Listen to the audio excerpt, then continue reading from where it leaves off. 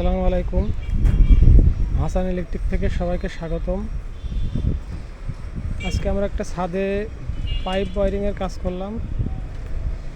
এটা হচ্ছে রান্নাঘর, আর এই পাশে আছে একটি রুম, আর এই পাশে আছে একটি রুম। এই রুমের চারপাশে আমরা পাইপ দিয়ে রেখেছি এবং এই রুমের চারপাশে আমরা পাইপ দিয়ে রেখেছি। এই এই ইউনিটের এইটা একটা ইউনিট, ওই জায়গা থেকে শুরু করে এই দুই রুম সহ পাশে রান্নাঘর, এই পাশে ডাইনিং, এই একটা ইউনিটের এইচডিবি বোর্ড হবে এই জায়গায়।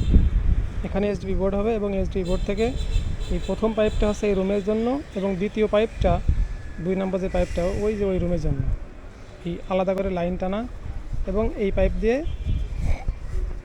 ওই যে সামনে থেকে ওই জায়গা থেকে আসলে মেন লাইন আসবে ডিবিতে, এবং আমাদের মিটারের লাইন এই জায়গা থেকে নিচে। এটা হচ্ছে 3 তলা, নিচে হচ্ছে এখানে মিটার হবে এই জায়গা থেকে। তো আমরা এই জায়গা থেকে মেন লাইন, ওই যে পাইপ দিয়ে এখান থেকে মেন লাইন উঠবে মিটারের, এই হচ্ছে রুম। আর এই পাশে এক রুমের একটা ফ্ল্যাট, এই পাশ থেকে মেন লাইন এসে এটা হচ্ছে এখানে,